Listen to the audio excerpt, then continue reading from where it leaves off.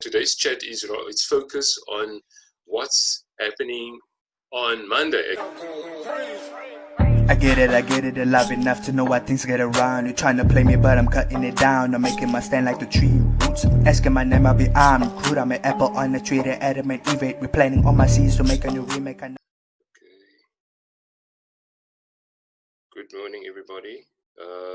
Not sure if you can see me. I can see Muhammad. Let me just see. Can you hear me? Yes, I can hear you. Cool. And then I see this Jared. So what I'm going to do is, for those who are listening and watching, I am recording this session, okay? And I'm going to give each, I'm not sure who's going to join. So if you have a question or whatever, you can just, or what, you want to say something, then you can just raise your hands, okay?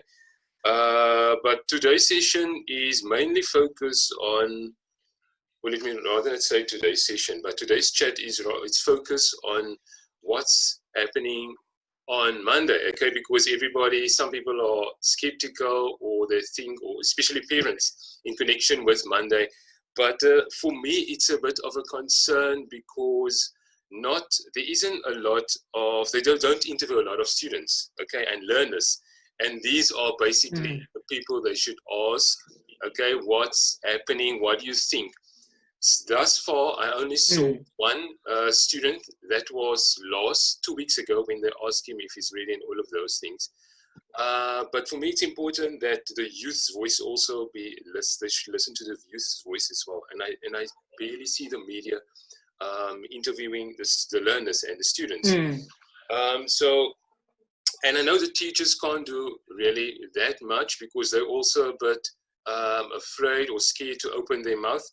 And I remember, I think it was last week, this week, where one of my friends, I'm not going to say a name or a surname, but she had an interview with the radio station, and she gave her point of view, and she's also, I think, kind of against this reopening of the schools. And then the comments from the parents and and I think it's probably teachers as well, and they actually butchered her. So I don't think the media is giving learners, like for instance Muhammad, okay, they should be interviewed so that we can also understand the point of view. So Muhammad, just tell us, so just in case everybody's wondering, I haven't met anyone, let me just see, I haven't met anyone personally, so I don't know them by heart, and some of them, I think you only the one, Muhammad, that's part of the WhatsApp, the Math WhatsApp support group that I started about 2 months ago. Yes. Okay, yeah. So for those who are also wondering, I started like just before the lockdown, or I think during the lockdown, I started the Math WhatsApp support group. Okay, just to support, because I know not everybody have maybe access to internet, but some of them maybe had access to WhatsApp, WhatsApp bundle, something like that. But Muhammad, tell us, tell us, you radio in, and also tell us more about the movement that you started. Okay, so I am in grade 12 right now, matric. It was supposed to be my final year. Okay, so a few days ago, I started this movement called Learners' Lives First. And it's just aimed at speaking out, and youth speaking out, not against the decision, not against the reopening of schools, but against the rushed decision of the Department of Basic Education to open schools. And it was about gathering enough attention and enough media attention, and also enough attention from learners to speak out against the decision if they felt so. Because I saw that a lot of learners weren't satisfied about the decision, but didn't exactly know how to go about actually getting their voices heard. So at first I thought this was an extremely crazy idea to do anything about, and so I left it off for like I think 2 weeks. I was like, no, Imad, you're just crazy. You're someone extremely crazy. Don't do this. And then like just one day someone messaged me and they had a similar idea, but the idea was a bit more about drastic, like protesting. So I was like, no, I think that's illegal at the moment, so we can't do that, but let's try this and we'll see where we go. And it's grown substantially well. I was actually on ITV yesterday, and I thought it was 500 followers in 5 days, but it was actually 500 followers in 4 days that we got in our Wow. Instagram account. Mm. And currently we're sitting at 600 followers without any media attention. Like, we've gotten to 600 thanks to ITV News. Um, so it's grown substantially, and we have a whole team in the background working together. And also, my friend just messaged me. One of our team members. She says she's joining right now. Just waiting Cool, for you to cool. accept the. Yeah, she Um, but must just, sorry it's for grown substantially, interrupting you. and I'm really thankful. I was actually. Sorry for interrupting you. For those wondering, this device here, the background, it is my phone.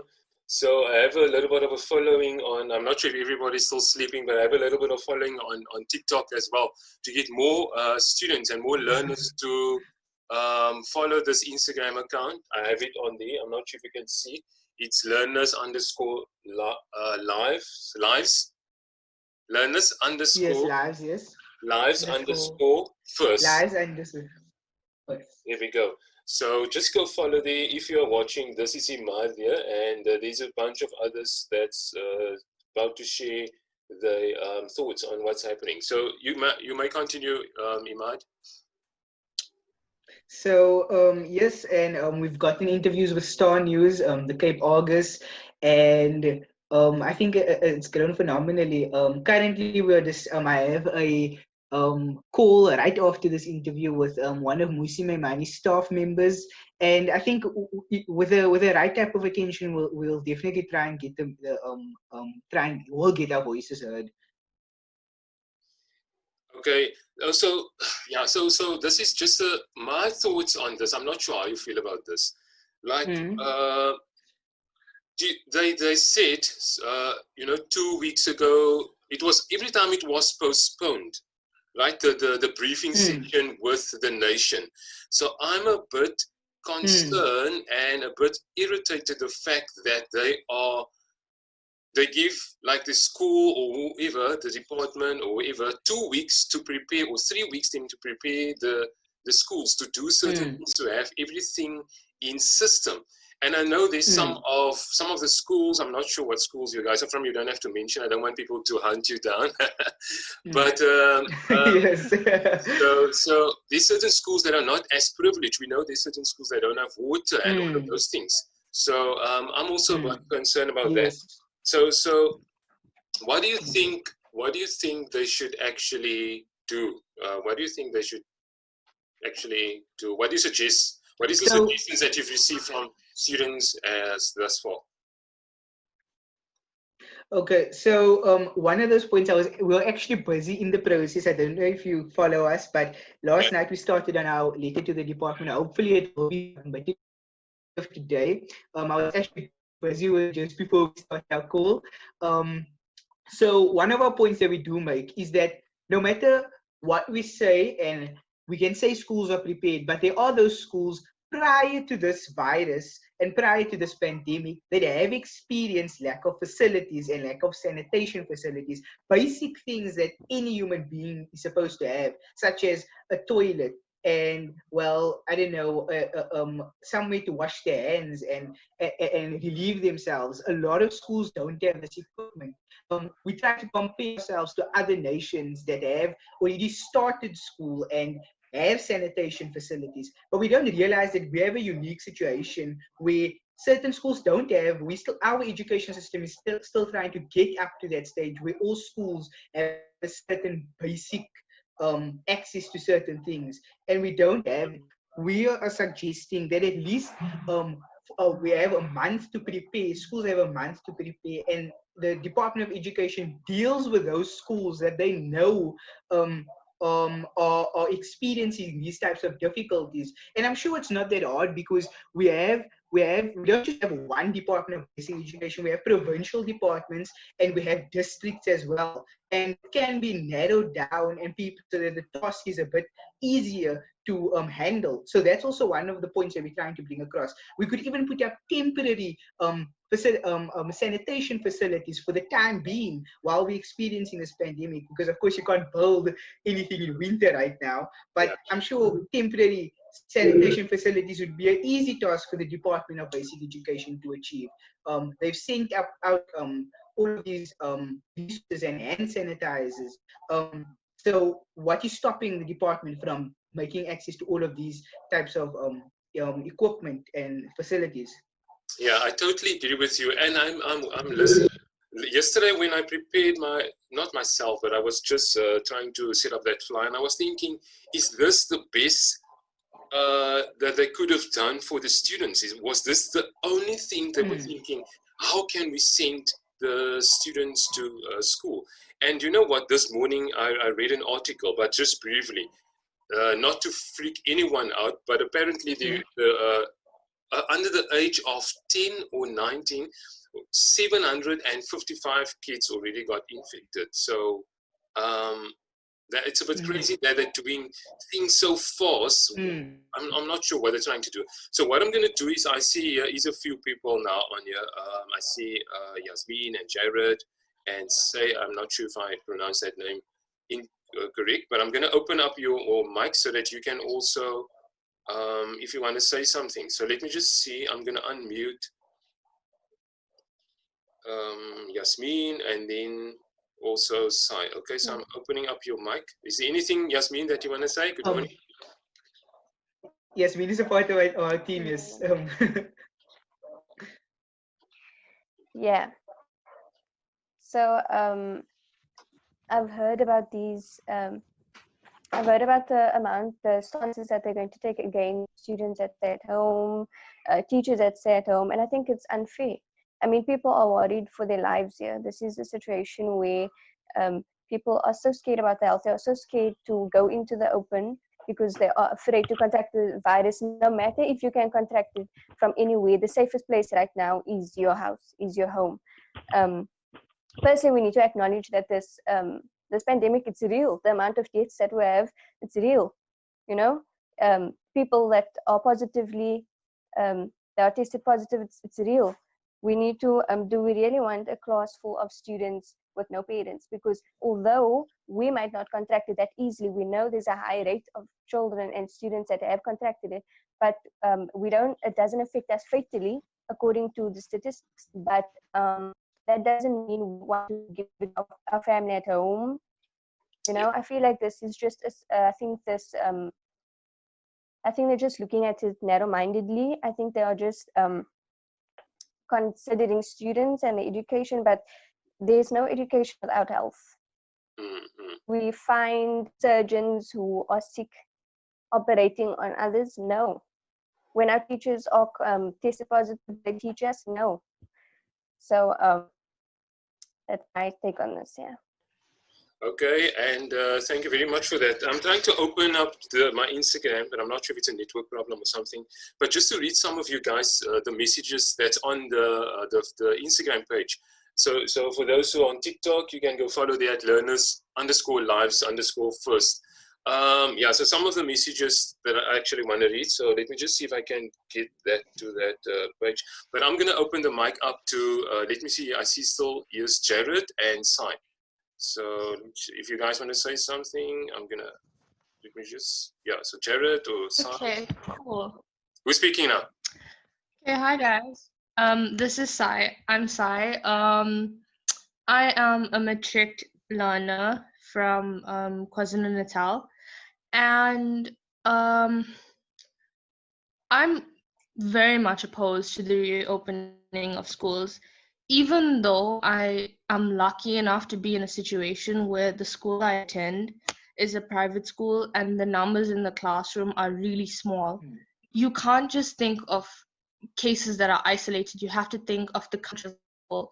And an injury to one is an injury to all. What is the point of having a class of 13 students not infected when the rest of the matric population, so to speak, is contracting this virus and spreading it to other people? So according to the statistics, I am not afraid myself, but I have parents and family members who could be at risk due to underlying conditions, and I don't feel comfortable putting them at risk. And if as a matric student I can sacrifice a year of my life by saying it's okay, we can go next year when things have calmed down, we can go back to school next year, then nobody else should think that they have to go, because in my opinion matrics have the most to lose. So yeah, that's my 2 cents. Thank you very much, Sai. So as you can, so I'm glad Sai's on the call as well. As you can see, these parents, or excuse me, these students that are on the call, some of them are from private schools and some of them are public schools, and they're not selfish. Okay, so it's really concerning matter for them. But just to get to that point, these are some of the messages that that's on Instagram. The page that you should follow is the one is saying, "Dear Mrs. Museka, as much as I need an education, I need my family as well." That was Sam mentioning about, okay? Taking that virus or that infection, to your 70-year-old grandma. Here's another one. I'm just going to read a few here, or two or three. Mrs. Moseka, if you send me back to school, I won't I won't be able to become the next minister like you. Another one is, I'm not sure if this is you, Sai, but it's saying, I'd rather redo matric than live the rest of my life knowing that I killed my mother. So these are the things that these students are concerned about, and I'm sure these parents as well. I saw one parent saying here that do not use our children as slaves to save the year. 1 year lost is better than one life lost, okay? So these are the things that's most of the parents are talking about. And I think there must be other solutions as well, instead of rushing kids to school and making treating them as guinea pigs. I know this is a new virus, but we have to treat lives with respect as well. So I'm going to open up the mic to, I'm not sure if Jared maybe want to say something as well. We have 10 minutes left because this call is 30 minutes. So let's just, Jared. Okay. Good day, everyone. I'm Jared Maiken. I attend the same school as Sarusha in KZN, and I am a matric student also. And my thoughts on the situation is kind of the same as everyone else's. And yes, for me, I think in my school, it would be a controlled environment and it would be safe to go, but we have to take into consideration the schools that didn't have like sanitation and proper facilities before the virus even came. And also something that caught my attention over the past week was in one of the union leaders who was speaking on the news. And he said the same specialists that want to open up schools are the same specialists that refuse to open up parliament because they were scared of spreading the virus. So that was just something that caught my attention. So what do you think, if I may ask, you don't have to answer me, what do you suggest, what do you think, any suggestions what should be done or what they can do? What do you think they should do?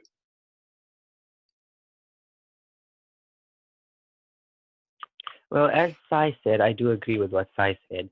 It would be quite, how can I say this? Like, I can't find the word. It would be like a good decision to push the date of opening schools maybe to next year, because as one of the people did message you and say, 1 year is better than one life lost. And we need to take into consideration all of the schools that need time to prepare for, to develop facilities and to increase the levels of sanitation and etc. Thank you very much for your perception there, Sai. So I'm going to open up the mic to Muhammad Imad again. Yes, Mahmouda. Okay, let me just see, unmute. Muhammad, anything else that you want to say? Because I see you shaking your head. So just to build on the points that were made by Sai and Jared, I think. Yes, Jared. So as Sai was speaking, I was making some notes as well. So with regards to what she said, that she's afraid to go back to school, even though she will not be affected by it or contract the virus easily, her parents might or family members might. Because we know a lot of elderly people have not made it when they contract this virus. And on a poll done on our Instagram page found that actually when we voted, we gave the learners opportunity to speak why they would not like to go back to school. And a surprising amount actually said they have a fear of contracting the virus, and they have a fear of putting the lives of their family at risk. And that was 160 of them put this point forward. And in the next option was also they just don't want to go back to school. And only 11 people voted for just wanting. Just to give you an amount of how many people were like very afraid of going back to school for contracting the virus. And our other poll that we did was we gave the learners an opportunity to say, are they going back to school on Monday? And 57% of learners are actually not returning back to school. So that's an average estimate. And furthermore, to build on one point that was made that I think really stood out to me was that Sai and Jared, coming from the same school, saying that that they come from affluent schools, and they, no matter how much they think that their school would be properly equipped to handle this virus, other schools won't have that. And that's the point that came across to me when I started this movement, and I wanted to let someone that's very outspoken join. They said they know their school would be prepared. And I didn't know what to reply to that, because if your school is prepared, what do you have to worry about? But what about the rest of the country? What about the other learners out there that are struggling, that will struggle to have this virus? And just to put the last point formally on would be that I come from a public school as well, but my school isn't. It's classified as quintile 5, so it's not a terrible school. And they've sent out letters to all the parents, and the preparation they've put in place and the things they put in place is really it's really good, like really confident. But I'm still worried about other learners and other students around the country. So no matter how much your school might be prepared, there's still be students out there that that schools are not prepared. And like I said, an injury to one is definitely an injury to all. Yes, exactly. I'm not sure how many of you before, because I want to give Mahmouda, who's just joined us, maybe she has something to say as well. I'm not sure how many of you have seen this, like they were, I think I saw 2 videos in this week where they show, okay, this one student is doing this, but I'm like, this is one student. There's not one student at school. This is a video where they show, okay, how they're going to control one student, but there's actually 200, 300. And especially when it gets to seconds, primary schools, it's a different mindset. This is the advice I have for every parent, okay? Especially when it comes to primary school. To let your child wear their mask for 8 till 1 o'clock. See what he or she's going to do. Do you think he's going to win the whole time? They're going to swap mask and, teacher, he got my mask, and teacher, you can have my mask, and all of those things. So what I'm going to do is I'm going to open the mic up to Mahmouda, okay? Maybe she has something to say. So your mic is, so that's just one of the thoughts. I asked Mahmouda to open a mic. I'm not sure if she has something to say.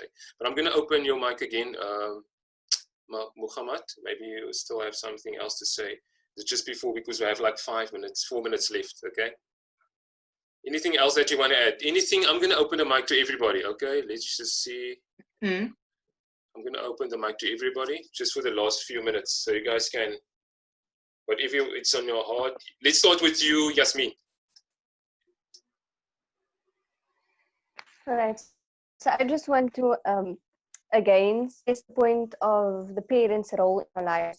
Parents play the biggest roles in our development, in our mental health, our physical health, our financial lives as well. They are the ones who pays our school fees. So if we don't have them, that nobody should expect school fees. Since schools are demanding to be opened, we might as well sit there without parents and without money as well. So then free education becomes a thing in our country. Understand? Just to say something before we do actually conclude, it's that I just wanted to make this point and make sure this point comes across, is that this movement is definitely not the end. We as a team have been working hard behind the scenes to figure out our next way forward after this movement. So we do have plans coming up, And we asked that everybody really keep their eyes open. We've been having meetings and deliberations between the whole team. And even before the school, a few minutes off before I wrote my letter, we had a meeting about an hour, and we were working on what is our best way forward and what we're going to do. So I'm telling the youth of South Africa to really just keep an eye open and just pay attention to our Instagram pages and social Yes. media, and you'll definitely see what we have coming up next after this movement. Okay, so can I see Mahmouda's online? Mic is open. Mahmouda, you just joined us. There's about 3 minutes left. You've missed out a lot, but is there anything that you want that's on your heart that you want to say? I'm going to close the others' mic. Okay. No, there's nothing much I would like to say. It's just that we understand the difficulties that the economy would go through if we cancel out the school year. And it's not only about being prepared, because even though we are going to go through our peak of this virus, it would be best for us to stay at home to protect ourselves and our families. Yes. Mahmouda, what grade are you? Also grade 12? Yes, I'm a matriculate. Okay, cool. Yeah, so for everybody that's still watching and about to watch this, like really remember this is our future, okay? And I just want to read one more. I think there's one more from a primary school. Let me just get that post as well, because I think this is one that, really strike me. I think there's two of them. So the one is saying, for those on TikTok, just remember the Instagram account is learners_live_first. Okay, let's take the account to 1,000 if we can. Okay, let's make it possible. So here's the one. Okay, so this is from a girl. Okay, she say, if we go back to school and get infected, we infect our families. I do not want to be caught in this account. So these are the messages. So go check out those messages on their page. And thank you very much for watching, and thank you very much to everybody that tapped into this call. Let's share this call, okay? So you can rip it from the page. It's going to be everywhere, basically everywhere now. I'm going to tag, you can tag your minister in your in your province as well, because this is what I'm doing. They need to listen to the youth, okay? Tag the minister. I tag them every day. They must see it, okay? Especially, this is a tip I can give you. Go to a platform where they don't get disturbed a lot, okay? Like Facebook and Twitter, there's a lot of noise. Go to Instagram, go tag them there like crazy. They must read this stuff, okay? I tag my minister, Alan Wendy. We're in the epicenter. I'm in the epicenter. The schools are opening here, okay? Which is a bit crazy, but this is, this is what we have to do to get the attention, okay? But thank you very much, everybody, for tapping in. All the best for the rest of the day. And let me know what you guys are going to do on Monday, okay? All the best for the rest of the day, okay? Bye-bye.